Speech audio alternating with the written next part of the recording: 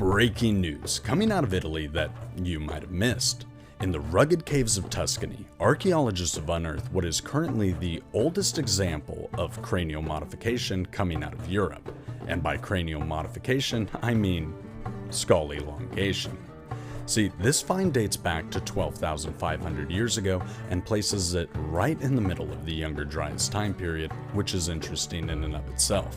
So let's dive into these mysterious caves in Italy and see how they might rewrite, elongate, and expand our understanding of the ancient past.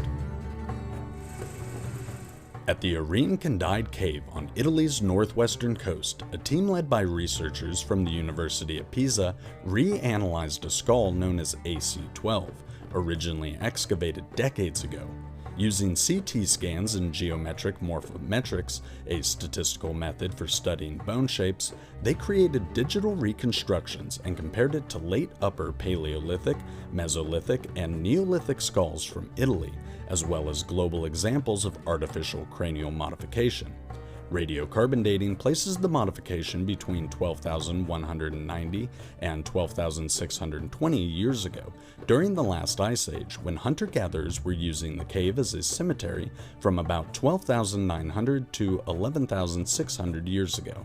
The elongated skull shows signs of annular modification, likely from tight wrapping with cloth strips during infancy, positioning it as among the world's oldest examples. This is incredible news, and it completely rewrites Europe's history of cranial modification by over 10,000 years, which is pretty substantial.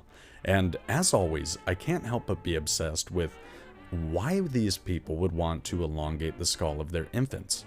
In a time, supposedly, when only hunter-gatherers were roaming the earth and there was no society to speak of, what would make them develop these sorts of cultural practices before there's even culture?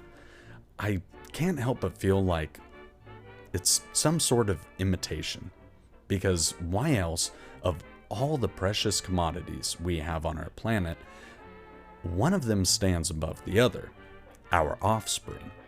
We have the desire to eat, sleep, and procreate, and so to seriously risk the odds of one of those three mainstays surviving so that you can deform their head really makes no sense without a really good reason. So what do you think? I would love to know down in the comments below, and make sure you like and subscribe and follow along for more adventures like this to come. But in the meantime, be indomitable in your quest for knowledge, but above all, stay curious, my friends.